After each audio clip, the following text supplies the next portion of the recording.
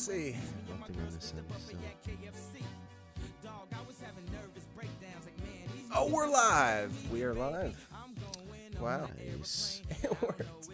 Welcome back to Camp Divvy.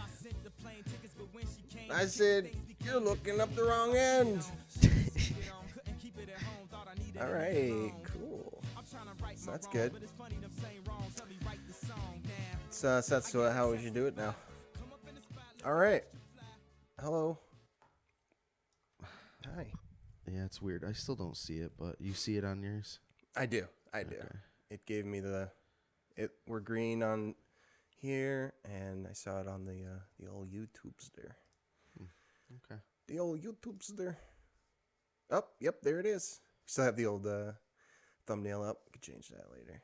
Oh, I do see it now. All right. Hi, everybody.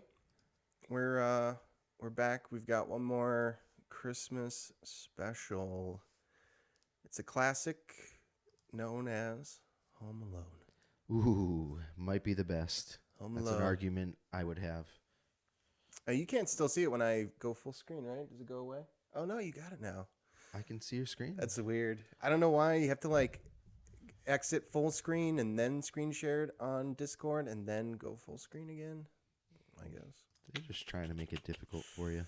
something like that.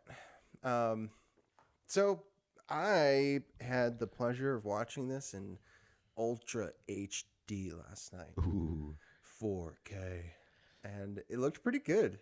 It looked good. It was it looked dreamy in a way. It might be the look of the movie anyways, but I remember the old VHS copy that my sister and I watched I don't know how many times, and it would be cool to have a VHS version to watch. I don't know, I might prefer that, it might have more of that 90s VHS nostalgia, but with that said, the Ultra HD was pretty good. It looked pretty good, and it did have this soft glow to it.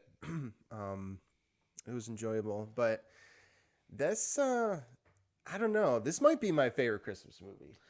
I think it might be mine too. And it's just a great movie. I watch this through the year with the kids at random times. It's always awesome. You could put it on any time of year. It's not like Elf or A Christmas Story. It's a little different with that. I think it's more it's a season. It's not seasonal. It's not a seasonal. But it works for Christmas too, It's got a lot of Christmas vibe the whole time. A lot of Christmas music. Yeah, really For fun. sure. Yeah, I think it was last week I mentioned Elf and Christmas Story being my two favorite Christmas movies, but I didn't even mention this one. And I think at the time it crossed my mind, but I wasn't thinking it was one of my favorite Christmas movies. But Elf, I agree with what you said about Elf, that it has its high points and low points. And I think the more that movie goes on, the less interested I am in it, because you're like, yeah, I know, all right, the grumpy dad, and they're singing the song now, but the first act of the movie's got most of the jokes in it, right? I think so. That's how it feels when I watch it. Yep. It becomes more tender towards the end. It does, yeah. Yep. As a lot of comedies do. And Home Alone, though, it's like some of the best parts are at the end. Yeah. And so you're looking forward to it. And so we'll get into that. But I don't know. I'll probably watch Christmas Story with my family. I'll be going to see them for Christmas, and we'll probably put that on at some point. And I'll have a final verdict. But watching this last night, I was like, is this my favorite Christmas movie? It's just so good. It's so fun. I would like to say that for my life, this is one of the most impactful movies to my youth. So many things I took out of this movie into the real world, whether it was how I thought or different things I tried, like sledding down the stairs. But, what an inspiration as a young guy, seeing this young boy defend his house like this. Yeah. Yep. I just know it impacted me in such a way where like I believed I could defend my house after watching this, and like I would think about how I would do it, and Yeah. I mean, it has a special place in my heart, this movie, for sure. It does, and it brings a lot of that to mind for sure. I was thinking the same watching this last night. That is a good point. It was, it captures that boyhood fantasy world where you're like, oh, what if this happened? I would like, oh, I'll tie a rope out of the attic to the tree house, and I'll just scoot over to the tree house, and then when they're chasing me, I'll cut it with the bolt cutters, and they'll fall and smash the wall. Like, that's exactly how boys think. Yes. And girls too, I'm sure. But yeah, like it does. It brings that back in a really fun way.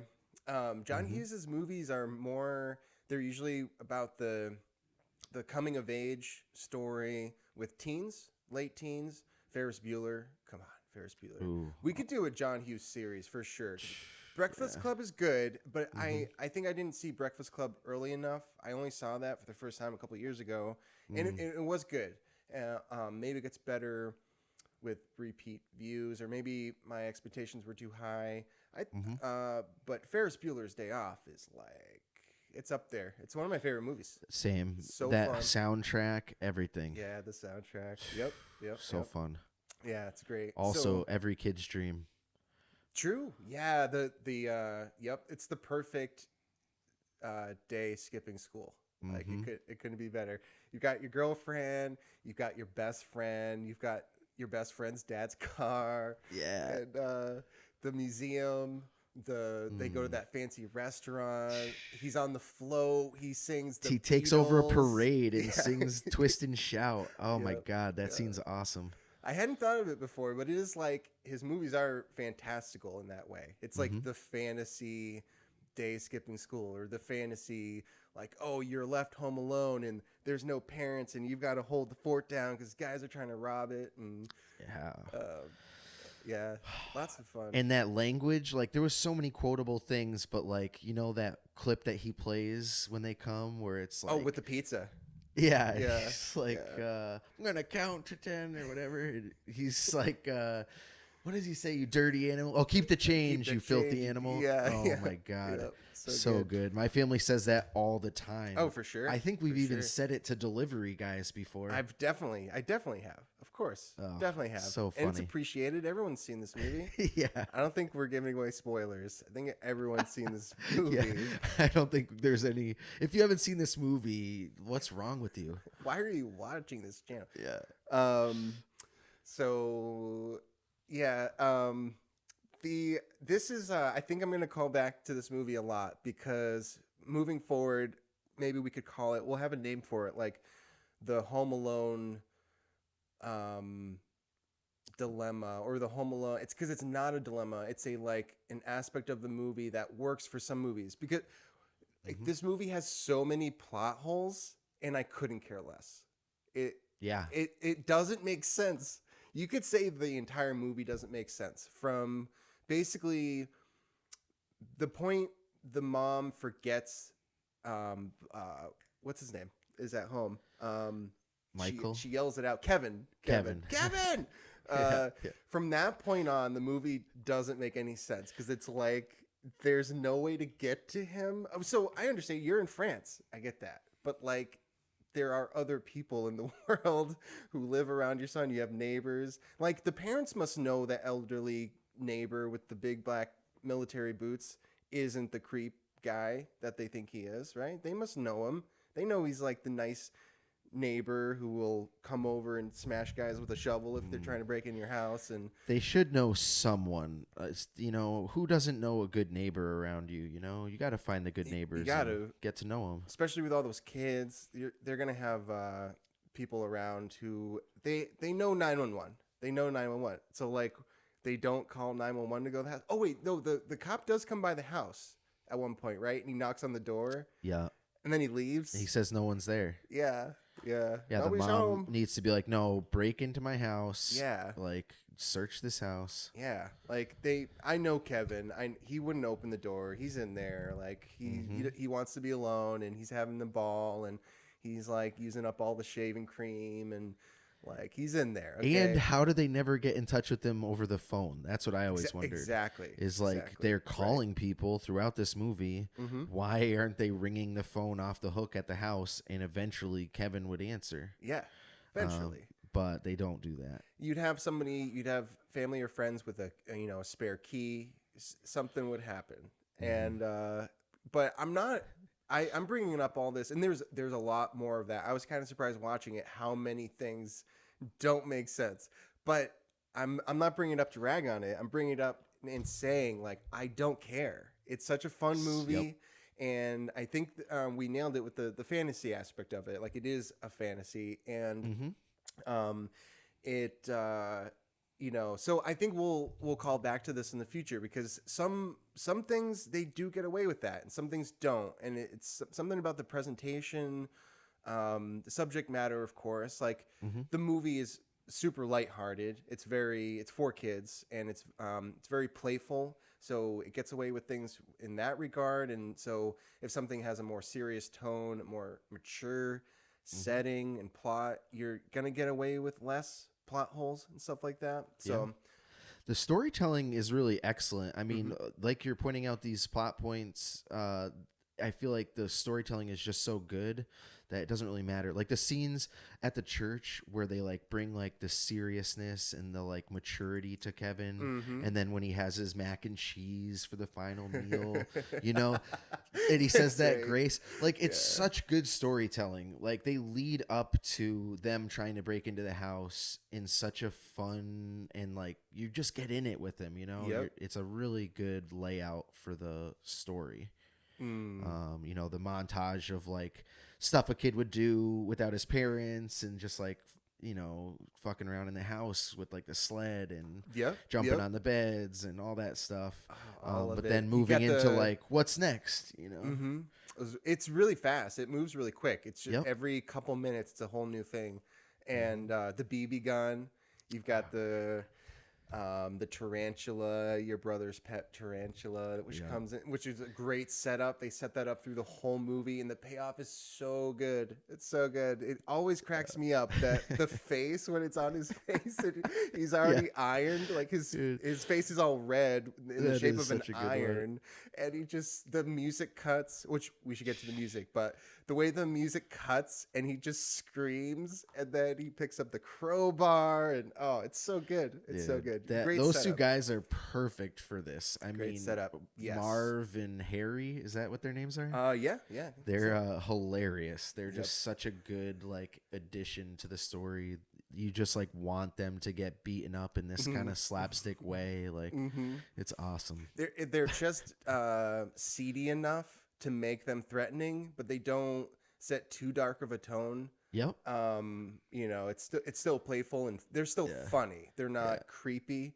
The guy who plays Marv, I was thinking of him being played as Danny DeVito, and because Danny DeVito is also very playful in his seediness, but he has a different tone. I think Joe Pesci pulls this off perfectly. Perfect. It's just he's introduced as the cop, right?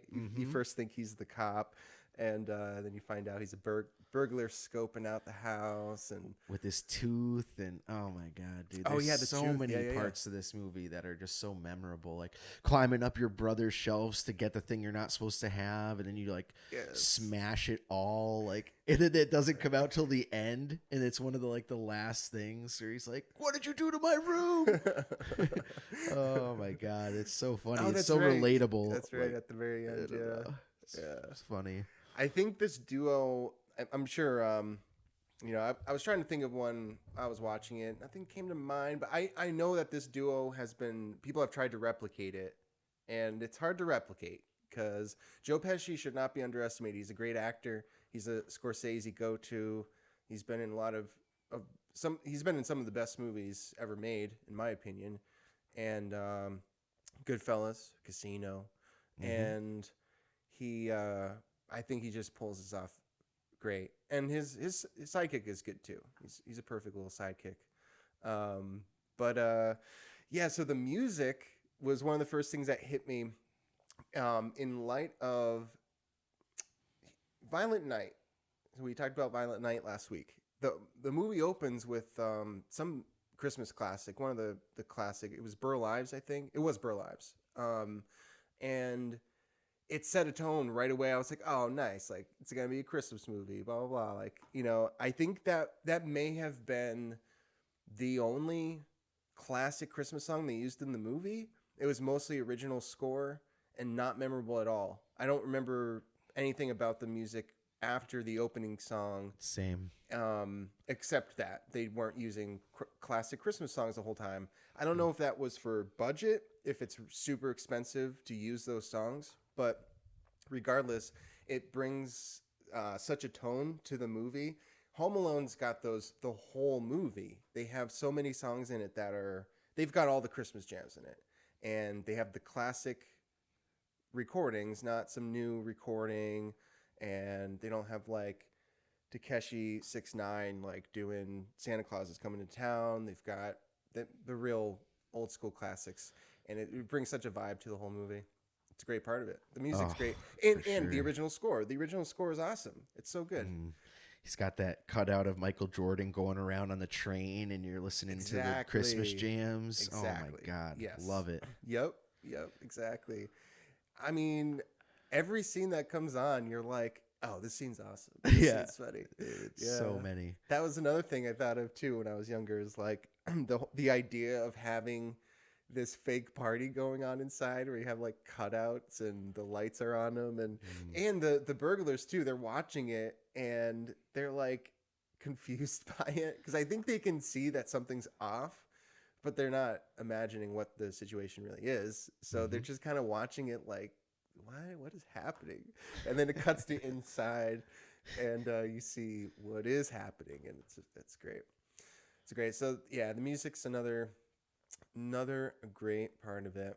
I really like the parents. I get the mistake they made. It's kind of they really do a good job of setting up the chaos of that morning. Well, the chaos of the family in general, right? The opening sequence where all the kids are going around. It's like a, just like a crazy environment. Like all these kids are just going in and out of rooms, and the bathroom, and the getting like 8 pizzas delivered, and they're going on vacation. So there's that extra activity going on. Everybody's prepping for vacation, but you get the sense that this is how things are in this house, and there's a lot of kids. And so they do a good job setting that up so that when the morning they're off and they're at the airport and they're rushing, and there's some classic Christmas song playing. I forget which one it is, but it's perfect for the scene. And you're kind of like, all right, I could see one of the kids being left behind. Run, Rudolph, right? Oh, that's what it is. Dude, perfect for that. So I don't think it's that crazy that a family this big. How many kids are there? Is it 12? There's like 12 there's kids, right? her siblings are there. Like they both have family members with their kids there too. So it's not all siblings. Really? Yeah. That kid that pisses the bed, that's why he doesn't want to sleep with him. It's his cousin, and he knows this from past stuff. So there, a few of them are cousins. That's right. Yeah, because the uncle's there. So Yep. The kid with the tarantula is his brother, and I want to say there was a sister too, but honestly, I don't remember that. Huh. That's funny. I didn't pick that up this time because I always thought they were like an adopted family, like a bunch of adopted kids. No, there's that other guy who's like Uncle Frank and right. whatever, and like a couple other people. They have kids with them. Yeah. So it's like that big. That's why the chaos is even more than normal, because they're about to go on vacation with extended family that's in from being far away, like they're visiting and then leaving together. Okay, yeah, but it is understandable, or like I don't think it's a plot hole that Kevin's left behind. Maybe at some point on the way to the airport you would realize, but regardless, I mean, it's fine. I mean, for me, it doesn't make me like think of the movie any less. I don't think of that when I'm watching it. But when I'm thinking of it right now, I mean, no, you wouldn't leave your youngest kid in the house without ever talking to them when you're about to move. You're going to check in with them like 50 times before you leave the door because they're a kid and they're going to forget everything. Yep. So, like, she would have been talking to him a bunch that morning. The fact that he sleeps in the attic because he doesn't want to sleep with his cousin who pisses the bed. Would make him stick out more. Like you would Right. make him more, like Exactly. you would have to keep track of him more than the others even. For sure. And I just, yeah, you would never go to the airport without triple checking with your kid that they have their stuff at the very least. Yep. But That's a good point with the luggage. Like, even if you didn't notice one of the kids being gone, you would want to, because it even shows them they have their checklist. They have a system where one of the daughters has to make sure she does a head count. And so there would be like a luggage count too in place or something along those lines. If anything, because I agree, it doesn't take away from the movie for me. I love this kid. It's hilarious. It doesn't take away from the movie for me, but it's just good. It's good advice for parents. It's a cautionary tale for parents with a lot of kids. I mean, leaving your kid somewhere else besides like when you're going on a big vacation, I can totally see happening. It hasn't happened to me, but it's a fear as a parent because like I'm absent-minded sometimes if I got a million things going on. And geez, I got 4 kids, man, and Lucia's a straggler. One day I'm gonna end up leaving her by accident. I'm surprised it hasn't happened yet. Yeah, or on purpose. No. But I could see it happening. Like it's different if you're going to one location, but I'm picturing like it like grocery store or something. Hopping in and out of a place. It's like the 5th place you've stopped. You're just running in to grab something, and like I don't know. Yeah, it happens. It happens to people. Yeah. I mean, speaking of Danny DeVito, didn't he get left at like I think there's a story about him being left at a funeral home for like a really long time. So that's a story that the guy in the remember the mom ends up having to take a ride in that tour bus, right, with those guys, and that's what he says. He says Right. he was left in a funeral home. Yeah, that's a bad one. And then she's like, "Did you ever leave your kids when you went on vacation?" And there's a super long pause, and he's like, "Nope." Yeah, I like that guy. What is he, the I do Polka too. King or something? Yeah, and he was a big actor. He's in Planes, Trains, and Automobiles. I'm pretty sure. I'm forgetting his name, but John Candy. Yeah, that's right. I can picture him from a couple old movies. Or Gus Polinski, one of those two. But that's a great little touch in the movie. It's this meeting with this polka band and hitching a ride with them, and it's like, really, this is how you have to get back to your kid? But so Home Alone, 1990. It's the year I was born. Yeah, what a good one. I definitely would rate this a 10, man. I mean, it has stuff you could say, I guess, but I just full out enjoy it from beginning to end, and there's so few movies that have that. I definitely would rate this one a 10. It can't get better for me. I think so. It's pretty good. Maybe I would take off like I don't know. It's just one of those things. I don't even want to take off a point. I'll give it a 10 out of 10. Why not? I just like, why not? God, how could I not? Like I said, as a kid, I lived by like a Home Alone code after I watched this. And I know I'm not the only one. Like, you'd be out with the boys and like you'd start talking about like someone breaking into your house, and then you'd bring up Home Alone and you'd be like, oh yeah, we'd put nails on the stairs. Yeah. You got a blowtorch at your house? Can we set that up with the door? Oh God, like that movie was such a classic. I would picture putting my Matchbox cars out for guys to like trip. And my mom's like mad they're there in the morning, and I'm like, oh, Mom, I'm defending this place. Yeah. Yep. Yeah, that was a thing. Especially places I was, because we were both at church every week. And there's some downtime there for sure when Yep. you're 7 or 6 years old and 8 years old, 9 years old. Yeah, you definitely wander and you have your little daydreams. And Home Alone was like its own structure of a daydream. Yes. For sure. Yeah. And you're right too. It was a setting that you could just say to people like, "Oh, what about like the Home Alone? Like what would we?" And it just Hmm. starts a whole like brainstorming session. I Yeah. mean, in your life, how many times have you taken aftershave or cologne, put it on your hands, and gone like, ah, like, dude, I've done that so many times as jokes with people. Like, Yep. God, and other people have done it. It's so funny. That's great.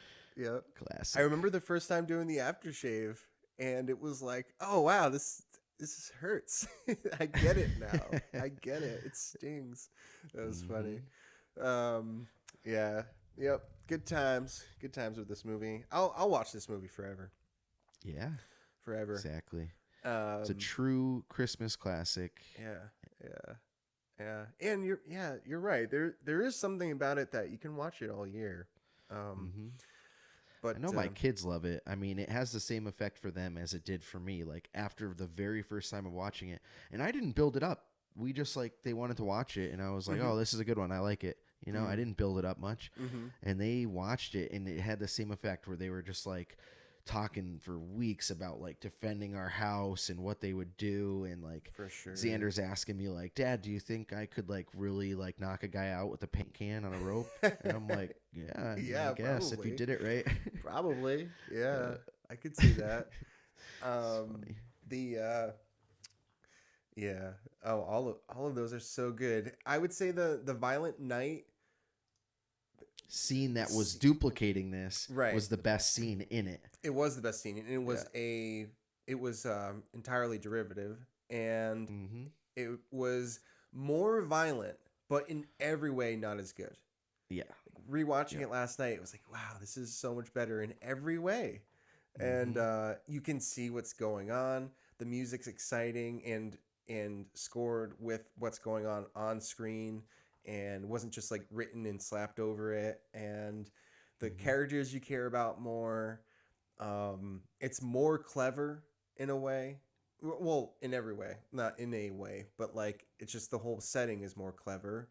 Um, I think I put it this For way last sure. week as well, but like if you and I were to write a Home Alone style movie with Santa Claus, it would have been as Mm. if not more clever, I think. Mm. Honestly, I'm You just know, something that I'm throwing it out noticing between Violent Night and this one, as you say that, is that in this one, and well, they both have like a very wealthy home that they're in. there.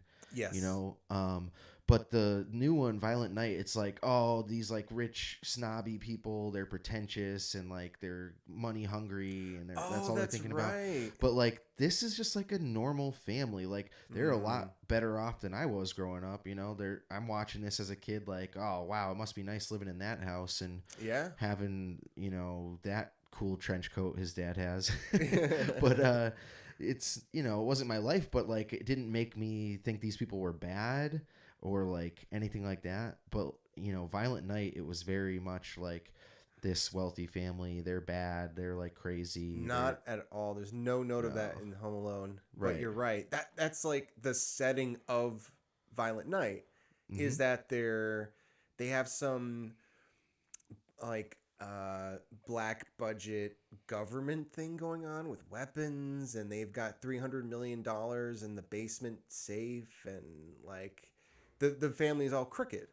Even the dad. Oh, I gotta turn that fan or the heat off. But um, even the dad who's supposed to be all good and stuff, at the end it Mm-hmm. turns out he stole the money already. And I don't know. Yeah, you're Yeah, right. that was weird. It's almost like they wanted you to really dislike everyone except for the girl and the mom.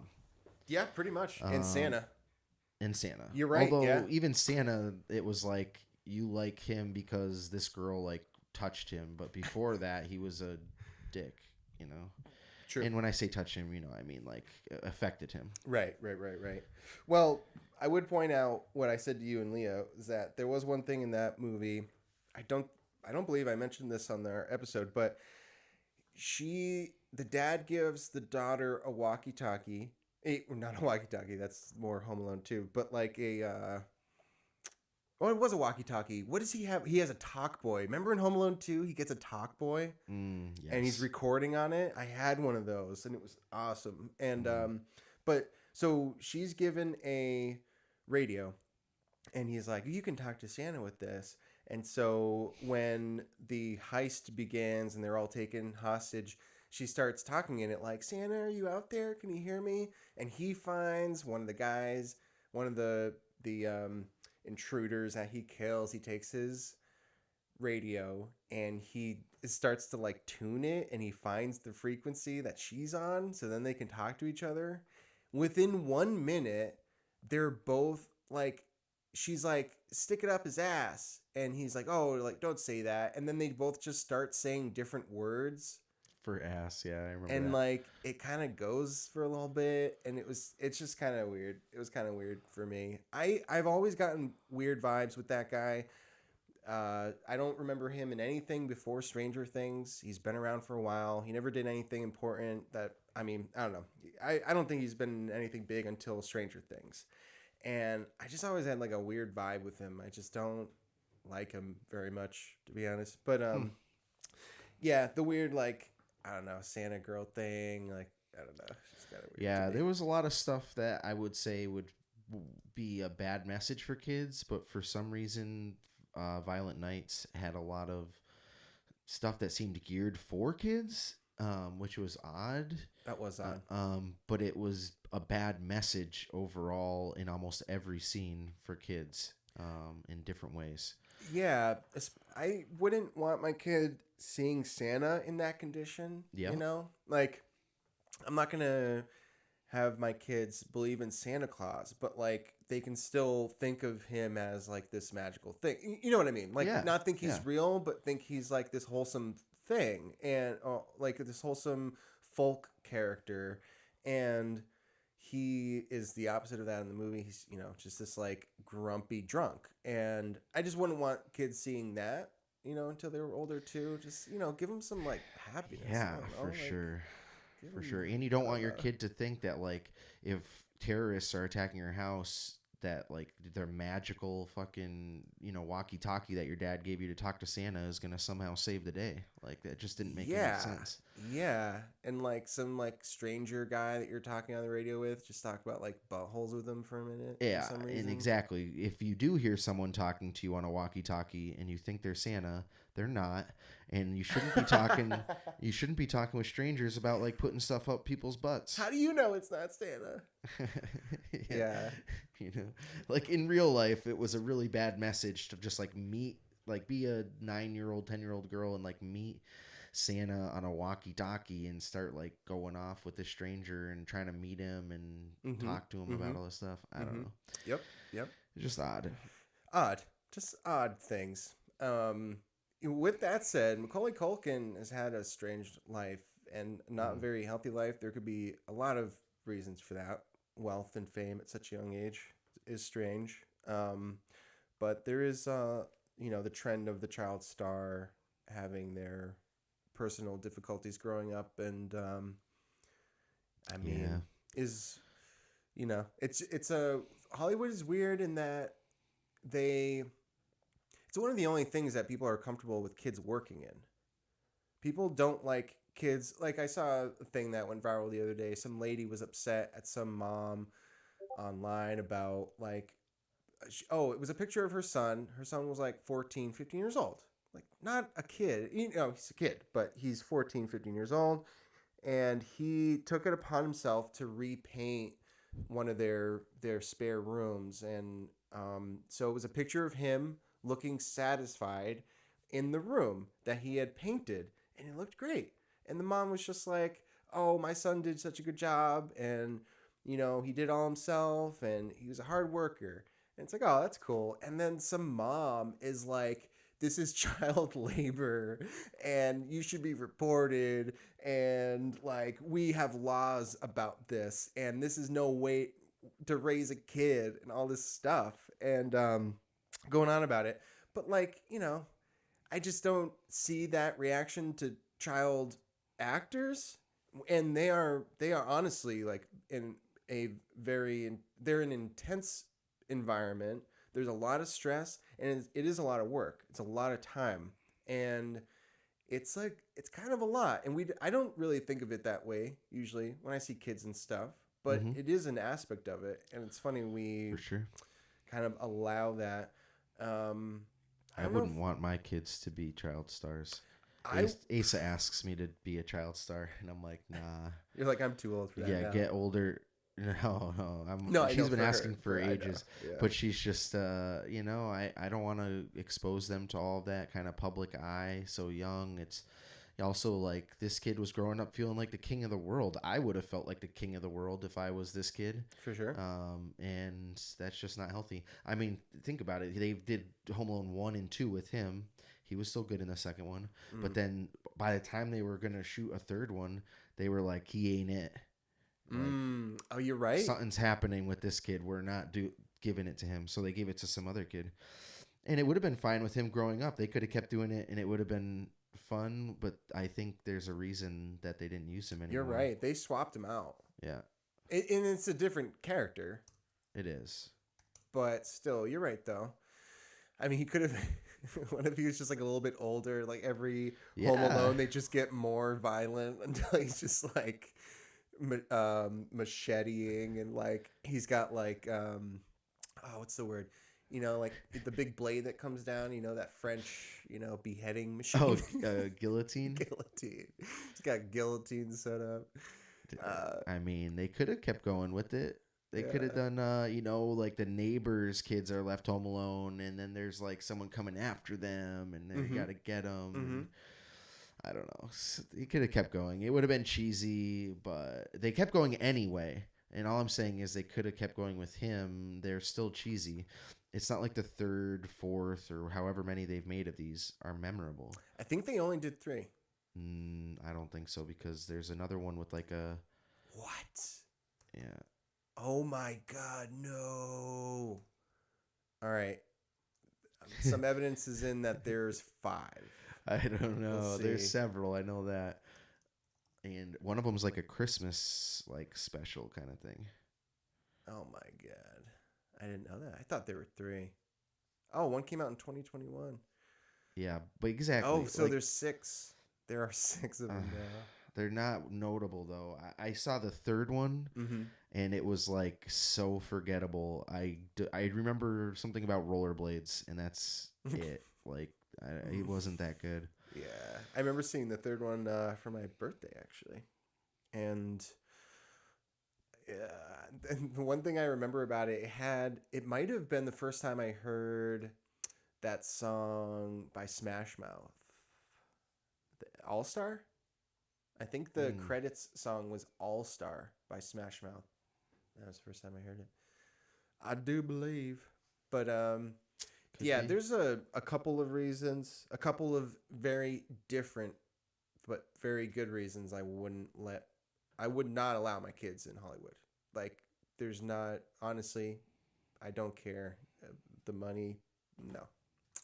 Yeah, exactly. It's robbing them of a childhood, really, because, like you said, it's a full-time job. You're not going to become like Harry Potter in that 8-movie series without like devoting your childhood to that. And now you end up with a weirdo like Jason Radcliffe. Yeah, he's kind of a weirdo. I think so. I mean, that movie Swiss Army Man, I don't know if you ever watched it. One of the weirdest movies ever made. But it's like you have to be some kind of messed up in your head to agree to be the main character in that movie. You kind of have to be messed up in your head also to be the Harry Potter in the Harry Potter movies, and then to be like, oh, we're not friends with J.K. Rowling anymore, and just be like, okay, yeah, that's Trust fine me, with me. Anyone who was at that Christmas special, I have no respect for. Zero. I could give 2 shits about these actors compared to the writer of that series, and the fact that they would just turn their back on her, where everything that they have in celebrity is due to her. I really just have no respect for any of them. No. I hope they all hear this and cry because they know it's true. No, he doesn't respect me. No. Yeah, because like Harry Potter is an awesome series. I love that book series. Some of the movies were pretty good to watch as well, but I just don't think that the story is reliant on the movies at all. The books are so much better, and she made this story. How could you do that? How could you let her get canceled and then all just go there and not even talk about her or like attribute anything to her when it's a Harry Potter like celebration? I saw some clips from it, and I heard some people talking about it too, who are on the same page that we are, and they basically talked about it like she didn't exist. Yeah, they didn't talk about her at all.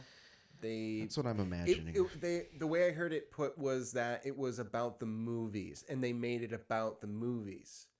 But it's like, yeah. Whenever you can look up Peter Jackson talking about Lord of the Rings, and he is always talking about Tolkien. He's always talking about Tolkien, and he never implies in any way that it's his. He doesn't feel ownership over it. And, yeah, anyways.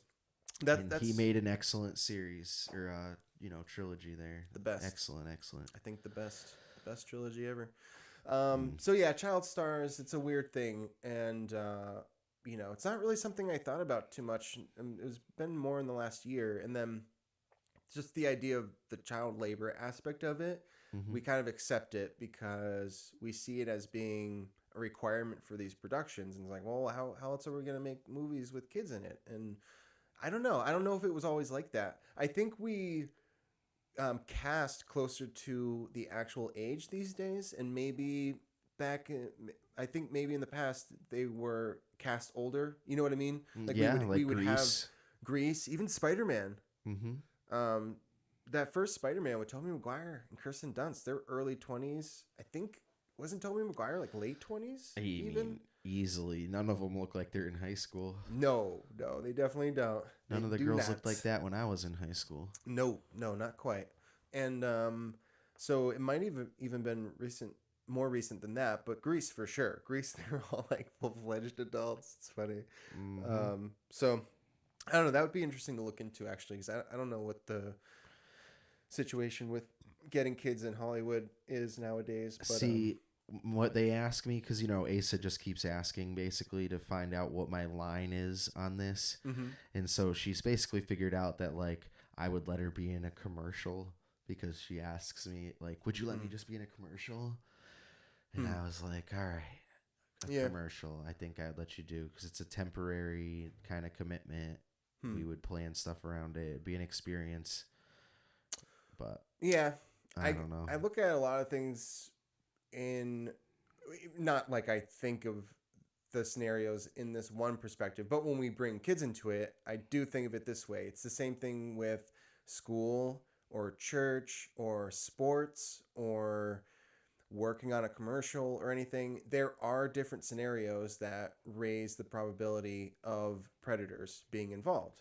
And Hollywood is like, if I were a predator, this is getting pretty dark for Home Alone, but like, this is just honestly how you think about it, because predator is a literal term. There's a reason we call them predators. It's because they think like a predator animal, and they go for environments where weak people will be vulnerable, and that is church, and that is school, and that is sports, and that is TV show productions and film productions, and you have kids changing, and there's a lot going on. There's room for lack of oversight, and you just have there are just some environments where you're going to have more predators involved. And I know there are some people actually,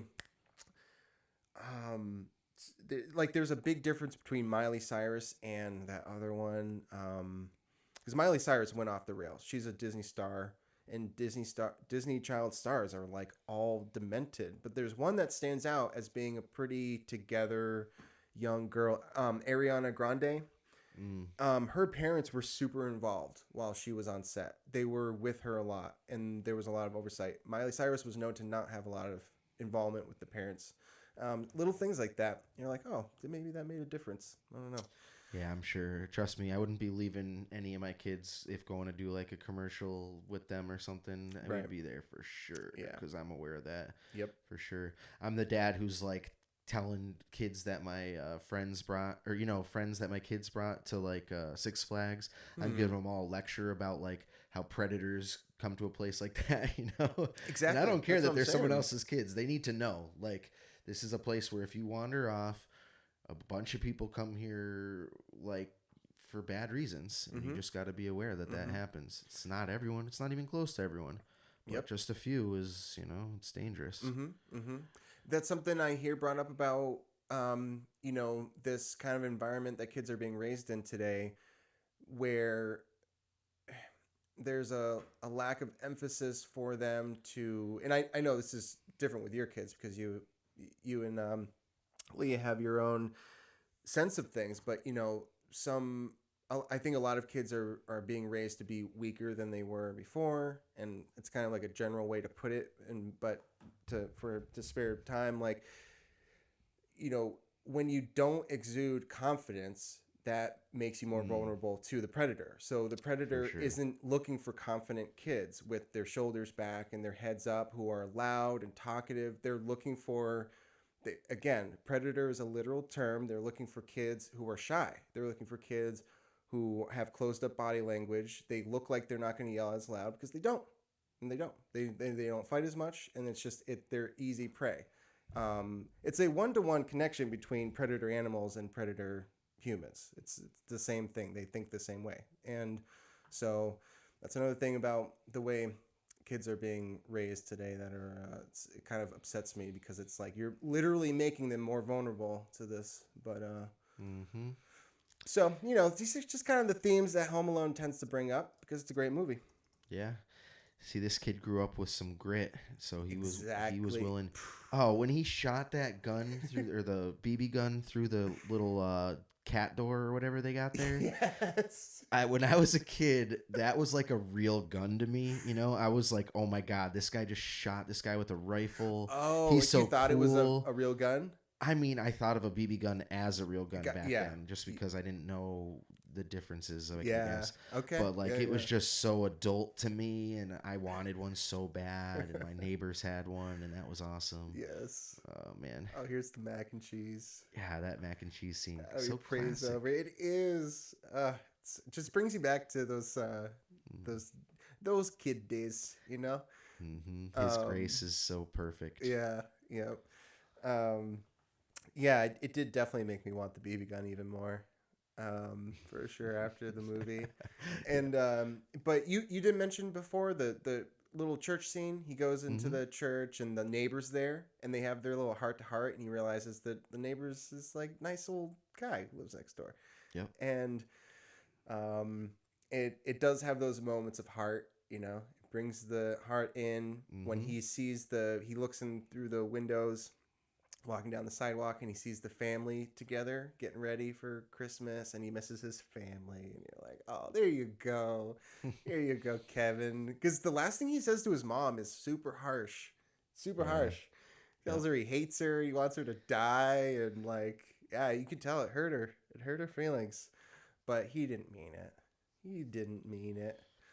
And so, yeah, it's great. It's a perfect movie. It sure is, man. I'll watch it again soon. Maybe next year we'll do Home Alone 2 through 6. Oh god, the second one's not bad. I mean, that has some memorable stuff in it. It's in New York City. Donald Trump has a cameo. Oh yeah. Is there Pigeon Lady? Yep. There's the Pigeon Lady. Yeah, that's right. I have seen this a couple times when I was a kid, but I haven't seen it in a long time. I don't remember why they're in New York or what happens. I don't get. I don't remember why the burglars are there. Are they like following him? Did they follow him to New York? No, they just happen to bump into him again. He's here pretending to be his dad at this hotel, and I think it's something about like an airport swap where he gets on the wrong plane because they're like boarding with like two terminals right next to each other, and somehow he gets going on a different plane. Okay. I think So he's at the airport with them, and I'm pretty sure it's just a mistake in boarding. Wow.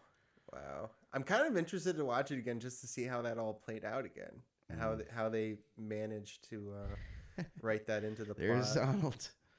There he is. Excuse me, where's the lobby? Yeah. Down the hall and to the left. Thanks. Wow. Kid, do you even know you just talked to a Nazi? Oh my God. Can you believe that? They used to let Nazis in movies. Crazy. He's not a Nazi, dude. He's the first defense against the QAnon. He is QAnon. He Wait, is QAnon. Whoa. I don't know. I'm just kidding. I do have people in my life who believe that strongly, though. I'll say that. That he is QAnon, or he's against QAnon? He is QAnon. You're right. He's part of QAnon. Right. Yeah. He's part of QAnon. Yeah. I still don't really get what QAnon is. I just know little things about it, and I don't get if there's been weird coincidences where the QAnon Twitter account or whatever network they were on would announce things before Trump would. Like QAnon knew certain presidential decisions before they were announced and weird little things. I don't know much about it. Honestly, most of 95% of QAnon mentions that I've ever seen were insults to conservatives. I bet you most conservatives don't know what QAnon is or care, or it's a weird internet thing. I don't know. I don't think of it as a cultural thing. Proud Boys, I would say is. I think Proud Boys is a actual cultural mark. It's a thing. But QAnon, it's what is QAnon? QAnon is a conspiracy theory about there's a group of generals that have been coming up for several hundred years that know that the world is being run by this one group of elites, and they're trying to overthrow them. And the QAnon is the good guys in this scenario, or in this conspiracy, that they're trying to fight back against this Oh, they're not the group. They're fighting against that group. Yeah, I believe, if I understand it correctly. Yeah. If I understand it correctly, QAnon, it does make more sense in context with the right. Being against a cabal of military men. Yeah, I hear this from someone because they're really into this and they're on the computer all the time. I think I could take a guess who that is. I know you know, but they're I don't know. I don't need to put that out here, I guess. But, no, I know. Yeah, yep. But they, it's a lot of stuff. We'll say his name's Kevin. It's Kevin. Let's say his name's Kevin. Yeah. So Kevin thinks that Trump is a time traveler who's here to prevent a catastrophe, and it has to do with the elite that's running things now. And so he joined up with QAnon, which was a pre-existing group of generals and stuff who are aware of this elite group. Lord. And, that's how it is. Really? It's I didn't wild. even know that. It's wild. Wow. And there's reptilians, there's a lot involved. Okay. That's wow. I thought 2 minutes ago, before you said that, I would have bet that QAnon was just the anonymous hacker group. I thought they were kind of similar things, but this is a totally different thing. Well, I think that they are something that exists, a group, but I think that they're kind of building up that they are this big group of. But it's fantastical though. It sounds like they've got some wild ideas. I mean, yes, It came it's back very with some wild. wild ideas. It's a lot of different conspiracy theories put together with Donald Trump as the pinnacle of their thing. I don't know. It's odd though. Interesting. Wow, that's wild. Mm-hmm. I mean, I do spend quite a bit of time on the internet as well, and that's that's some deep lore that I thought I could just find it really quick. I thought of another great audio drop we could use with from Westworld when he's came back with some wild ideas. You remember that line? That's his line that he says when his program's repeating itself. Mm-hmm. We got to get that because it crosses my mind often. Oh, he came back with some wild ideas.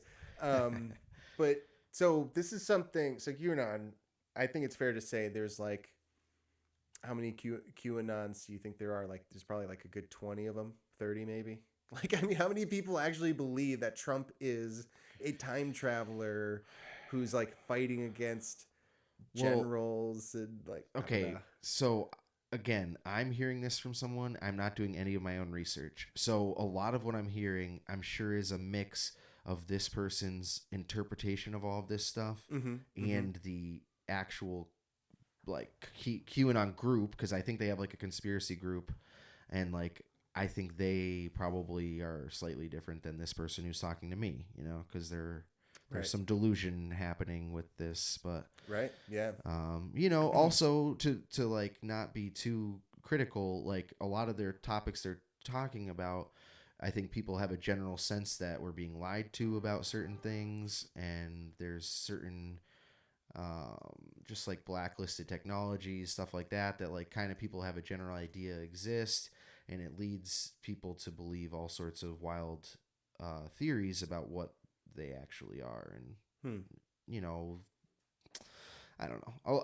All I'm saying is that like if you say a lot of different things about mysterious topics, like topics the average person doesn't know about, it can sound believable. And this, when you lay it out right, is one of those things where it's just like you're, Right. I You don't know, frame it in a just filling certain in way. blanks Right. where you don't really have the information, but you're saying it in a way that is like kind of convincing. You know what I mean? Right. Yeah. Like a we have terms like think snake charmer or like a Yes. yeah, somebody who like fools people into thinking things that are ridiculous. Correct. I mean, So, he's this person is also into flat Earth, so mm-hmm. that's what we're talking about. Exactly. I mean, you have to like not understand a lot of things to think that first, and then there's like I don't know. There's levels of it for sure, but Is I Greta think it's Thunberg? Oh my god! people are believing some stuff right now. Like I think the lack of transparency and the amount of lies that the media is caught in all the time is really making everyone question Right. a lot of their reality, I guess. Mm-hmm. Mm-hmm. So I just know there's a level of believing what he's saying is true that is sensible, and mostly it's not, but there is, of course, the blanks exist, and that's why they're being filled in. Yeah. Yeah. Yeah. Yeah. Yeah. Hmm. Interesting. Well, I spent while you were talking, I did like 10 seconds of research, and I'm now convinced Greta Thunberg is a time traveler. Oh, who's that? There's a YouTube video about it. She is I think she's Swedish. She was a young environmentalist who went viral on some videos that she made that were scripted by her father, which is proven, and she was a viral international sensation about the necessity to like make sure that third world countries starve to death over the next couple decades and things like that. But like she's very autistic, and she was 15 or 16 when she went viral. Like maybe, yeah, I put it at 15, maybe a little younger, maybe a little older. She's like 18 or 19 now. It seems to people who weren't gonna like let some 14, 15-year-old girl lecture to them, like myself, that she was scripted. It was scripted. And she's very autistic. She has depression. She talks about how basically like in the environmental alarm that she was being raised in was making her manic depressive. And again, she's autistic, and it just seemed abusive. It seems abusive. You don't tell 14-year-old girls that she's going to be like dead by the time she's 28. You just don't do that, especially over things that you don't know for sure. Like, I mean, you don't tell kids with like bone cancer that they're going to die in a certain amount of time. Like, you know what I mean? I mean, that's a whole other thing, but like, yeah, I don't know. The Greta Thunberg thing is just like striking to me. It's just straight abuse, and people were like praising it, and she was getting awards and stuff, and it was gross. It was really gross. But she's a time traveler though, so she's actually older than I thought. So maybe it wasn't child abuse. Maybe it was time traveling adult abuse actually. Time travel. Time travel. Oh, you know what? I just gave you that Tenet. I won't say anymore. Whoopsies. I shouldn't have even said that. Just crossed no, my time mind. travel? No, I just gave it all away. It's all right. I won't know what it is going into it. That was a pretty good segue, though, because I did want to mention the Oppenheimer trailer that dropped, and the reason Tenet came up between Jay and I before this little stream was because we were talking about Christopher Nolan, and he is one of my favorites, even though I think all of his movies have some problems, and they all have their own little thing. Tenet being the sound mixing is terrible. I'm on that side of things. I know some people defend it, including Christopher Nolan, but it's objective. The dialogue is hard to hear in the movie, so I don't know. I don't really need to argue it much more than that. But like, I think he's brilliant. I think he's interesting. His plots are always intricate. I like him. I like some more than others. Dark Knight is one of those movies in line with the Home Alone where it has serious problems. It has big plot holes, and I don't care. I love that movie. The Joker is such an interesting character to me. He crosses my mind often still. And I'm excited. I'm always excited for Nolan movies. I always see him in theaters, usually more than once. And Oppenheimer will be a spectacle. And it's I've already heard it said, and it makes sense because the next couple of years are going to be interesting to see a shift in production companies' budgets. They're going to be cutting a lot from a lot of movies. We're going to be seeing smaller productions, less productions. There's going to be less content. Hollywood's been floated by PPE money and for the last 2 years, and it's been staving off a collapse. And the streaming wars is over. There is no streaming war anymore. Everyone lost, and everything's going to change in the next couple of years. On top of, there's financial problems because people aren't seeing movies, but like going to the movies. But there's also the woke backlash. A lot of people are just like, I'm just not seeing any movie you ever make ever. Like if this actor or this actress or this director or this company is making this movie, I don't care what it is. I'm not seeing it. There's a lot of that now, and so there's just they've got a lot of big problems. And Oppenheimer, ironically, might be one of the last big budget movies we see for a while. It was like typical Nolan movie, several $100 million and huge scale. He was recreating nuclear explosions because he's really set against CGI. He uses some CGI, but he tries to get everything in camera.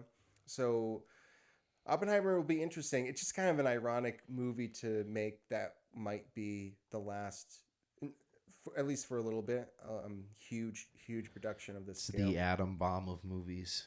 Yeah, it's kind of interesting. It's it's an ironic narrative to be on. For sure. So yeah, I'm very excited about it. We can't watch the trailer. I tried doing some reading on trailer copyright, and there's as many things with YouTube. There's contradicting information. Some people do it and get away with it. Some people do it for 10 seconds and they get the video taken down. So we're just not going to do it. I would recommend watching the trailer that dropped a couple days ago on YouTube. Premiered for Avatar 2.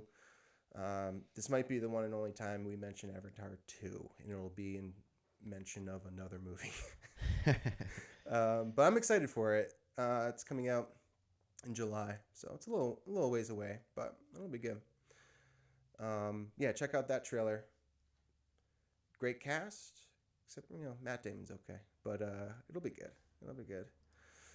So that's about I don't know. Anything else to say about Home Alone?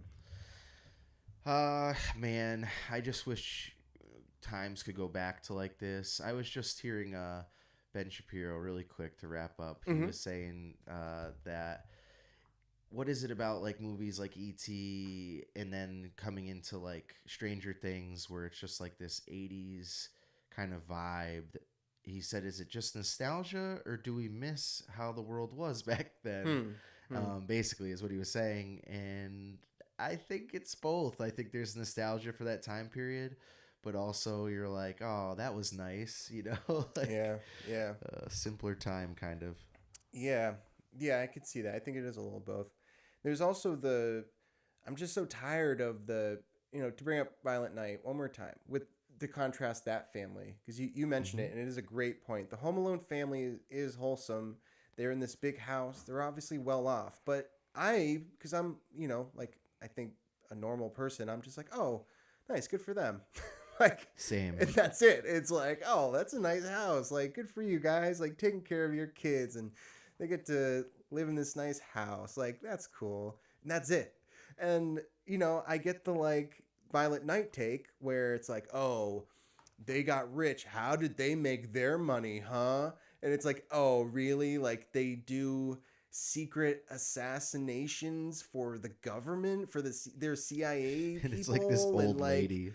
Yeah, and it's just, besides it being, I find it off-putting because of how constant it is. It's just every dad has to be stupid. We can't get the Home Alone dad. He's just like a normal dude. He's like, oh no, we forgot Kevin. And like he helps the wife. The wife is it seems like she's I wouldn't say the matriarch, but like she takes charge of the Kevin situation. She's the one who's like, I messed up. I'm his mom. Like, I left him behind. I gotta fix this. He helps her. He's not just like, oh, anybody seen my glasses? I can't see anything. Where are my glasses? Oh no, I stepped on them. Like, just like this bumbling idiot. That's so typical. I see it all the time. So it gets off-putting by how constant it is, but it's also boring. It's not creative. It's easy. It's just like, oh, like, I don't know. So there's a lot of it. There's a lot of different reasons why, watching a 90s family without any like hint of like judging their wealth. Like, can we just like let the movie take place? It's like, oh, this is fun. Wow. Anyways. For sure. Back when they knew how to do it. Why don't you do something like, I don't know. I was just going to say, you could just come up with more creative ways to have a family have some dirty wealth. Mm-hmm.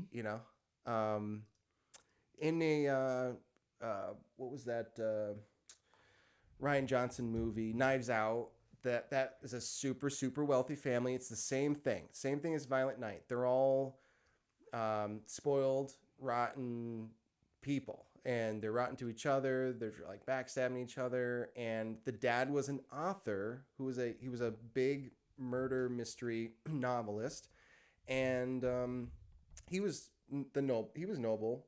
He seemed like a good dad and good patriarch. And then he passes away, and that's the mystery is about his death. But like this whole family's just rotten, and it's just, I don't know. It's just boring to me. I just don't really. I don't know. It's just. Again, it's the repetition. That brings it I there. totally know what you mean. So, it was something you watched recently that was one thing that stuck out to you. This won't be very interesting if we can't remember what it is, but it was something you watched recently with the same situation with Dad. He was just like this dope. Just the dopey dad. I mean, honestly, it brings up so many things I've seen recently because it's just so constant. Yeah. The Simpsons is one of like the main ones that comes to my head that's like that, and obviously all the copies of The Simpsons are basically the same, with the dad being just like a big loser drunk guy. But yeah, it's just so constant in movies and shows in general now, where the dad figure is useless. He's completely detached from the kids and his wife's feelings, and he's lazy, and he's not doing much. He's not smart. He's not strong. It's constant. I've seen so many. I don't know which one you're talking about, but there's It's at the point where it's a surprise when that's not the situation. Right. It's like, oh, this is nice. The guy isn't stupid. See, it's actually more notable, right? Like Disney movies, that there's very rarely a strong dad lately in the movies that have come out. But one that notably did was Raya and the Last Dragon, which wasn't it wasn't like an A+ movie or anything, but like the dad was a really strong character, and it was refreshing because that's not commonly how it is now.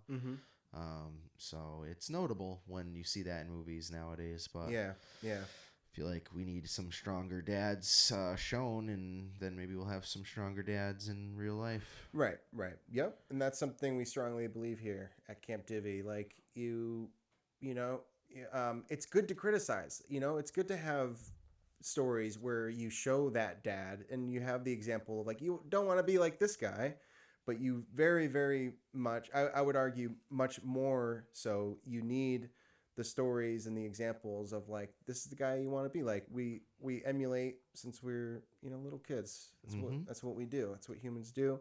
And we need heroes, and it's good to see it. It's encouraging. It gives you something in your mind that you can like draw to and just be like, me and my family were in this tough situation, but I remember when Tom Cruise, he just got in that jet and he closed that cockpit and he didn't think twice. He just got the job done because that's what Tom Cruise does. That's what Tom Cruise does. That's what you want to do. He sure does. It's good to have these things. We get it in music. We get it. We need heroes and examples. Even when you're older, even when you're an adult, you know what I mean? Sure. You see Schwarzenegger and his big guns, and you just want to go get jacked. Just want to grease up my arms a little bit. Smoke a stogie in the house. Yeah, there you go. Yeah.